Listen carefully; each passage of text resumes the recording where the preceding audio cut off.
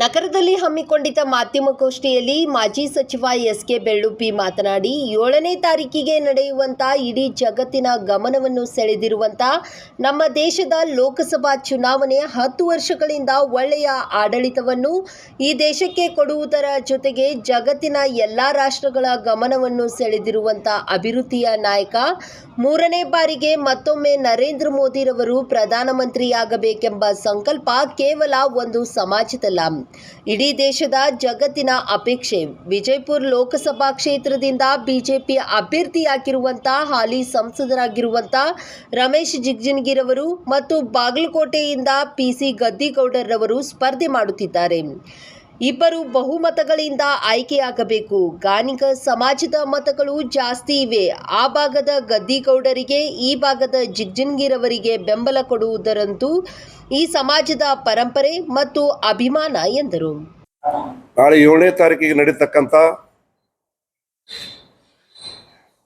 ಇಡೀ ಜಗತ್ತಿನ ಗಮನವನ್ನು ಸೆಳೆದಿರ್ತಕ್ಕಂಥ ನಮ್ಮ ದೇಶದ ಲೋಕಸಭೆಯ ಚುನಾವಣೆ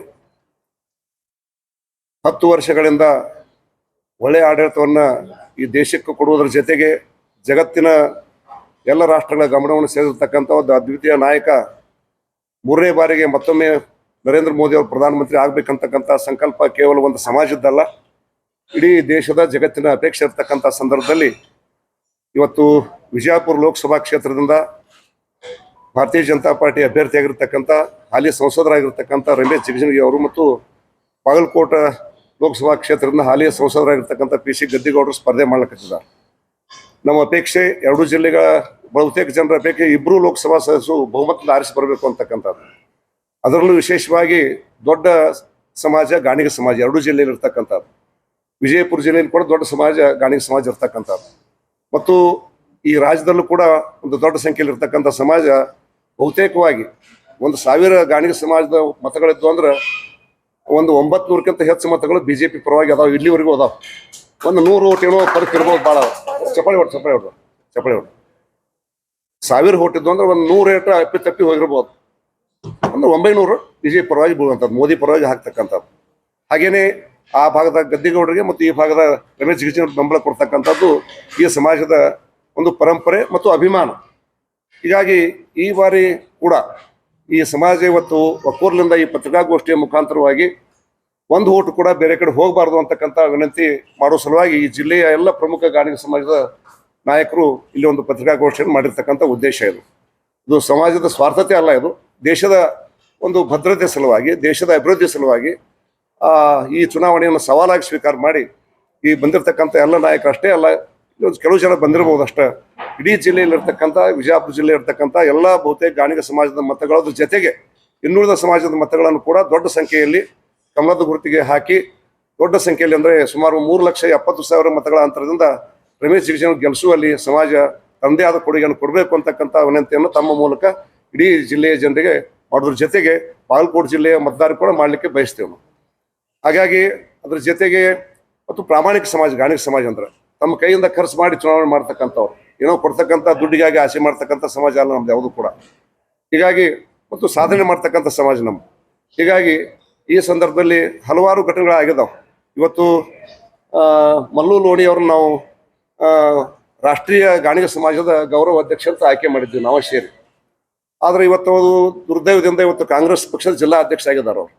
ಹೀಗಾಗಿ ಅವರಿಗೆ ವಿನಂತಿ ಮಾಡ್ತೀವಿ, ನಾವು ಯಾವುದೇ ಪಕ್ಷ ಸೇರೋದಕ್ಕೆ ಹೋಗೋದಕ್ಕೆ ಎಲ್ಲರೂ ಸ್ವತಂತ್ರವಾಗಿರ್ತಕ್ಕಂಥದ್ದು, ಯಾರು ಕಟ್ಟಡಗಳನ್ನು ಯಾರು ಹಾಕೋದಿಲ್ಲ, ನಾವು ಕೂಡ ಸ್ವತಂತ್ರವಾಗಿರ್ತಕ್ಕಂಥದ್ದು. ನೀವು ಜಿಲ್ಲಾ ಅಧ್ಯಕ್ಷ ಆಗಿದ್ದು ಸಂತೋಷ ಪಡ್ತೀವಿ ನಾವು. ಆದ್ರೆ ಸಮಾಜ ರಾಷ್ಟ್ರೀಯ ಗೌರವ ಅಧ್ಯಕ್ಷ ಅಂತ ಮಾಡಿದೀವಿ ನಾವು, ಕಾರ್ಯಾಧ್ಯಕ್ಷ ಮಾಡಿದೀವಿ. ತಕ್ಷಣ 1 ಗಂಟೆ ಕೂಡ ತಡ ಆಗಬಾರ್ದು. ಆ ಅಧ್ಯಕ್ಷ ಸ್ಥಾನಕ್ಕೆ ರಾಜೀನಾಮೆ ಕೊಡಬೇಕು. ಸಮಾಜದಾಗ ಬಹಳ ಮುತ್ಸದ್ದಿಗಳದಾರ, ಹಿರಿಯರದಾರ, ನಿವೃತ್ತ ಅಧಿಕಾರಿಗಳದಾರ, ಅವ್ರು ಅದನ್ನು ಆ ಪದವನ್ನು ಸ್ವೀಕಾರ ಮಾಡ್ತಾರೆ. ಎಲ್ಲ ಸೇರಿ ನಾವು ಮಾಡ್ತೀವಿ ಅದನ್ನು. ಯಾರ್ಯಾರ್ದಕ್ಕೆ ಹುದ್ದೆದಾಗ ಇವತ್ತು ಕೂಡ ಆ ಕಾಂಗ್ರೆಸ್ ಪಕ್ಷ ಬಿಟ್ಟು ಅಥವಾ ಯಾವುದೇ ರಾಜಕೀಯ ಪಕ್ಷ ಸೇರಿದಂತೆ ಇರಬಾರ್ದು. ಅವರು ದಯವಿಟ್ಟು ಅವರು ಮಲ್ಲಿಕಾರ್ಜುನ ಅವರು ಈ ಗಾಣಿಗ ಸಮಾಜದ ಅಧ್ಯಕ್ಷ ಸ್ಥಾನಕ್ಕೆ ತಕ್ಷಣ ರಾಜೀನಾಮೆ ಕೊಡ್ಬೇಕಂತಕ್ಕಂಥ ಒತ್ತಾಯ ಮಾಡ್ತೀವಿ.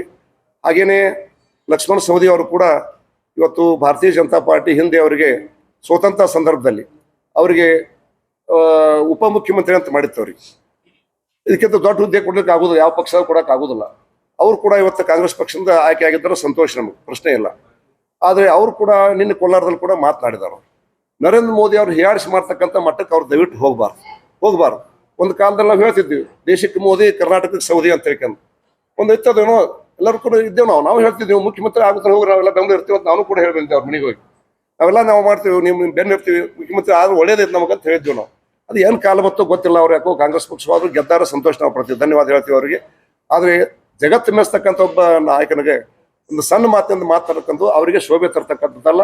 ಅದರಿಂದ ಅವರು ಆ ಮಟ್ಟವನ್ನು ಬಿಡಬೇಕಂತಕ್ಕಂಥ ವಿನಂತಿಯನ್ನು ಕೂಡ ಮಾಡ್ಲಿಕ್ಕೆ ಬಯಸ್ತೀನಿ.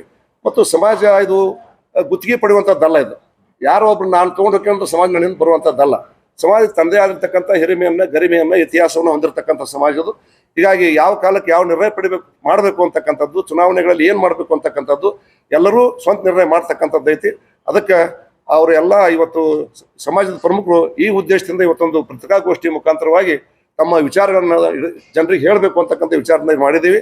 ಅದಕ್ಕೆ ಅವ್ರು ಯಾರ ವಿಚಾರಗಳನ್ನು ತೆಗೆದುಕೊಳ್ಳಾರ್ದೇ ನಾವೆಲ್ಲ ಕೂಡ ಈ ಭಾರತೀಯ ಜನತಾ ಪಾರ್ಟಿಯ ಕಮಲದ ಗುರುತಿಗೆ ಮಲ್ಯ ಚಿತ್ರ ಅವ್ರದೇ ಐತಿ. ಇಲ್ಲಿ ಕೂಡ ಅಲ್ಲಿ ಬಾಗಲಕೋಟೆಯಲ್ಲಿ ಕೂಡ ಮಲ್ಯ ಚಿತ್ರ ಅವ್ರದೇ ಐತಿ. ಸೀರಿಯಲ್ ನಂಬರ್ 1 ಎರಡು ಕಡೆ ಕಮಲದ ಗುರುತಿಗೆ ಮತವನ್ನು ಕೊಟ್ಟು ನರೇಂದ್ರ ಮೋದಿ ಅವರ ಅಪೇಕ್ಷೆ ಏನೈತಿ, ಅವ್ರು ನರೇಂದ್ರ ಮೋದಿ ಅವ್ರನ್ನ ಜಾತಿಗೆ ಹೋಲಿಸೋರು ಅಲ್ಲ. ನಾವು ಸಿದ್ದೇಶ್ವರ ಸ್ವಾಮೀಜಿ ಅವ್ರನ್ನ ಜಾತಿ ಬಿಟ್ಟು ಅತೀತವಾಗಿರ್ತಕ್ಕಂಥ ವ್ಯಕ್ತಿಗಳೆಲ್ಲ ಕೂಡ ಅವರು ಒಂದು ಜಾತಿ ಮಟ್ಟಕ್ಕೆ ತಂದು ಸಣ್ಣವ್ರನ್ನ ಮಾಡಕ್ಕೆ ಹೋಗೋದಿಲ್ಲ ಅಂತವ್ರಿಗೆಲ್ಲ. ಜಾತಿಯನ್ನು ಮೀರಿ ಬೆಳೆದಿರ್ತಕ್ಕಂಥ ವ್ಯಕ್ತಿತ್ವ ದೇವ್ರು ಹುಟ್ಟಿಸ್ಯಾರ ಅವ್ರಿಗೆ, ಯೋಗ ಹುಟ್ಟಿರ್ತಕ್ಕಂಥದ್ದು. ಅದಕ್ಕೆ ಅವ್ರು ನಾವು ಜಾತಿ ಮಟ್ಟಕ್ಕೆ ಒಯ್ಯೋದಿಲ್ಲ. ರಾಷ್ಟ್ರ ಮಟ್ಟದಲ್ಲಿ, ಜಾಗತಿಕ ಮಟ್ಟದಲ್ಲಿ ಅವರು ಇವತ್ತು ಮಿನಿಸ್ತಾ ಇದ್ದಾರೆ. ಭಾರತ ಮಾತೆಯ ಗೌರವ ಜಾಸ್ತಿ ಆಗಿದೆ. ಇನ್ನೊಮ್ಮೆ ಅವರು ಈ ದೇಶದ ಪ್ರಧಾನಮಂತ್ರಿ ಆಗಬೇಕಾಗ್ತಾರೆ. ಅವರ ಅಪೇಕ್ಷೆಯಂತೆ ಬಾಗಲಕೋಟೆ, ವಿಜಯಪುರ ಜಿಲ್ಲೆ ಎರಡೂ ಸಂಸದರನ್ನ ದೊಡ್ಡ ಅಂತರದಿಂದ ಗೆಲ್ಲಿಸಿ ಮತ್ತೊಮ್ಮೆ ಮೋದಿ ಅವ್ರನ್ನ ಪ್ರಧಾನಮಂತ್ರಿ ಮಾಡುವ ಮುಖಾಂತರವಾಗಿ ರಾಷ್ಟ್ರ ಸೇವೆಯ ಅಳಿಲ ಸೇವೆಯನ್ನು ಕೂಡ ನಾವು ಕೂಡ ಮಾಡ್ತೀವಿ. ಆ ರೀತಿ ಮಾಡೋಣ ಅಂತಕ್ಕಂಥ ಮಾತನ್ನ ಎಲ್ಲ ಸಮಾಜ ಬಾಂಧವರಿಗೆ ಮತ್ತು ಎಲ್ಲ ಸಮಾಜಕ್ಕೂ ಕೂಡ ವಿನಂತಿಯನ್ನು ಮಾಡ್ಲಿಕ್ಕೆ ಬಯಸ್ತೀವಿ.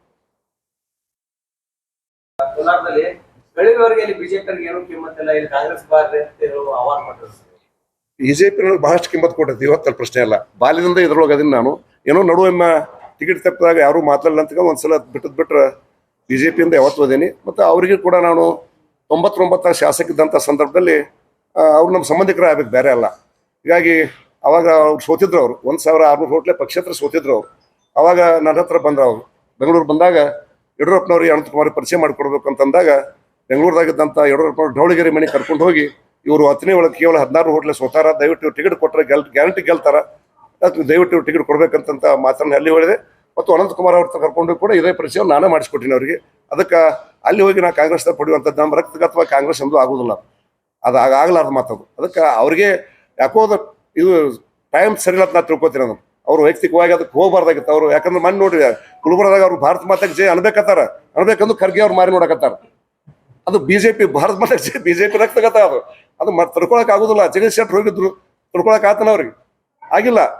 ನಾನು 9 ತಿಂಗಳದಾಗ ಹೊಳೆ ಬಂದು ಪಕ್ಷ ಕರ್ಕೊಂಡ್ಬಿಡ್ತೀನಿ. ನಾನು ಅವಾಗ 9 ತಿಂಗಳು ಬಾರಿ ಅಂದ್ರೆ 9 ತಿಂಗಳದಾಗ ಮತ್ತೆ ಲೋಕಸಭೆಗೆ ನಾನು ಕರ್ಕೊಂಡ್ಬಿಟ್ರೆ ಅವಾಗ ಪಕ್ಷದವ್ರು ನಾನು ಬಂದೆ ಮಾಡಿದೆ. ಅದಕ್ಕೆ ಅದು ಆಗುದಿಲ್ಲ. ಇಲ್ಲಿ ಬೆಳೆದವ್ರಿಗೆ ಆ ಸಂಸ್ಕೃತಿ ಹೊಂದಂಗಿಲ್ಲ, ಕಾಂಗ್ರೆಸ್ ಸಂಸ್ಕೃತಿ. ಅದಕ್ಕೆ ಯಾವಾಗ ಬರ್ತದ ಕಾಲ ಮತ್ತೆ ಬೇರೆ ಇರಲಿ. ಅದಕ್ಕೆ ದಯವಿಟ್ಟು ಈಗ ಅವರು ಇತಿಮಿತಿಯೊಳಗಿರ್ಬೇಕಂತ ಅಷ್ಟೇ ವಿನಂತಿ ಮಾಡ್ತೀನಿ. ಇದು ಯಾರು ಗುತ್ತಿ ಕೊಡಲ್ಲ. ನಿಮ್ಮ ಹೃದಯದಿಂದ ಬಂದ್ರೆ ಯಾರು ಬೇಡ್ತಾರ? ಅದಕ್ಕೆ ಹೃದಯದ ಬಂದ್ರೆ ಯಾಕೆ ಮುಸಲ್ಮಾನ್ ಭಾರತ ಮಾತೆ ಜಯ ಅನ್ನಂಗಿಲ್ಲ, ಕ್ರಿಶ್ಚಿಯನ್ ಅನ್ನಂಗಿಲ್ಲ. ಯಾರು ಭಾರತ ಮಾತೆಯನ್ನು ಪ್ರೀತಿ ಮಾಡ್ತಾರ, ಹಡದ ತಾಯಿನ ಹುಟ್ಟಿದ ಭೂಮಿಯನ್ನು ಯಾರು ಪ್ರೀತಿ ಮಾಡ್ತಾರ ಭಾರತ ಮಾತೆ ಜಯ ಅಂತಾರ. ತಾಯಿ ಜಯ ಅಂದಂಗ ಜಾತಿಗೆ ಅನ್ನೋದೇನ್ರಿ? ಭಾರತ ಮಾತೆ ಅಂದ್ರೆ ಒಂದು ನಮ್ಮ ಜನ್ಮ ಕೊಟ್ಟ ಭೂಮಿ, ಅದು ಭೂಮಿ ತಾಯಿಗೆ ನಾವು ಜಯಕಾರ ಹೇಳ್ದಂಗ. ಅದೇನು ಸ್ವಾರ್ಥ ಅಲ್ಲ, ಪಕ್ಷ ಅಲ್ಲ, ಜಾತಿನೂ ಅಲ್ಲ. ಯಾರು ಬೇಕಾದ್ರೂ ಹೇಳ್ಬೋದು.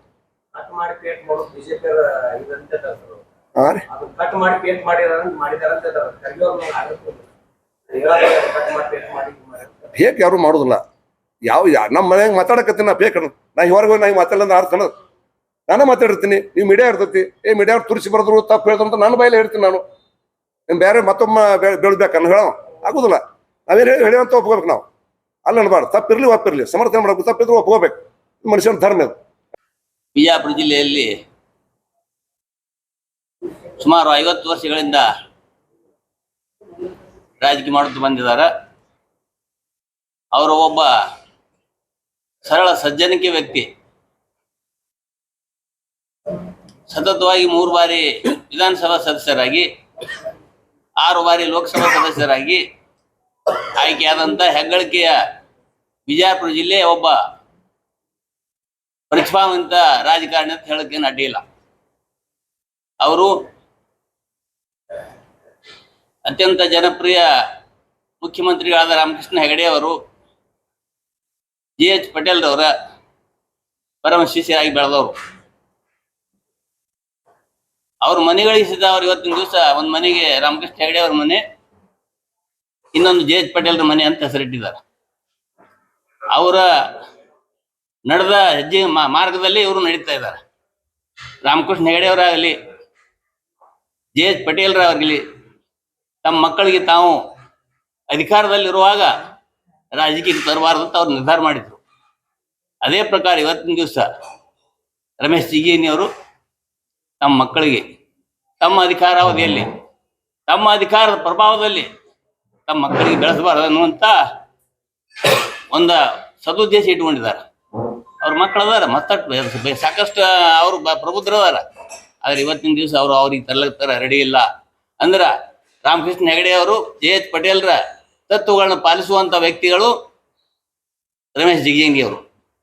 ಅಷ್ಟೇ ಅಲ್ಲ, ರಮೇಶ್ ಜಿಗಜಿಣಗಿ ಅವರು ಈ ಜಿಲ್ಲೆಯಲ್ಲಿ ಎಲ್ಲ ಸಮಾಜವನ್ನ ಒಗ್ಗೂಡಿಸಿಕೊಂಡು ಹೋಗುವಂತ ಸಾಮರ್ಥ್ಯದ ಒಬ್ಬ ಲೋಕಸಭಾ ಸದಸ್ಯರಾಗಿರುವುದರಿಂದ ಈ ಜಿಲ್ಲೆ ಜನತೆ ಅವರಿಗೆ ಬಹಳ ಅತ್ಯಂತ ಅಕ್ಕರೆಯಿಂದ ಈ ಚುನಾವಣೆಯಲ್ಲಿ ಅವರ ಕೊನೆ ಚುನಾವಣೆ ಆಗಿರುವುದರಿಂದ ಎಲ್ಲರೂ ಅವ್ರನ್ನ ಈ ಸಲ ಗೆಲ್ಲಿಸಬೇಕಂತ ಪ್ರತಿಜ್ಞೆ ಮಾಡುವ ರೀತಿಯಲ್ಲಿ ಪ್ರಭಾವ ಇದೆ.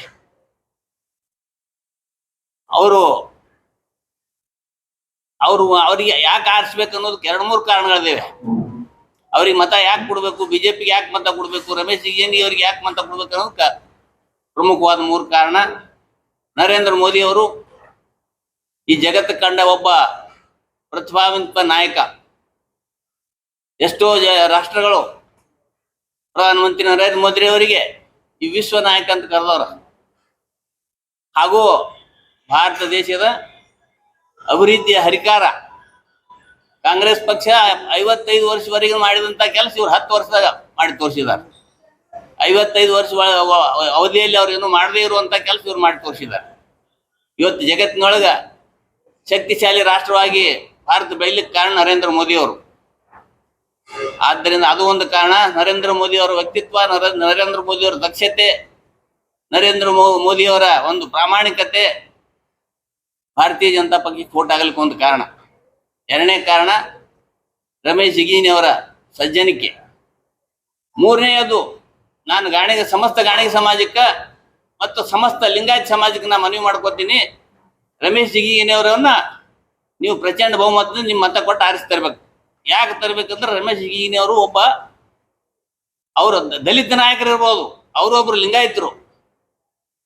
ಬಸವಣ್ಣವ್ರ ತತ್ವ ನಾವು ಪಾಲಿಸುವುದೇ ಆದ್ರ ಮಾದರ ಚೆನ್ನಯ್ಯ, ಸಮಗಾರ ಹರಳಯ್ಯ, ದೋರ ಕಕ್ಕಯ್ಯ ಇವರೆಲ್ಲ ಲಿಂಗಾಯತರು.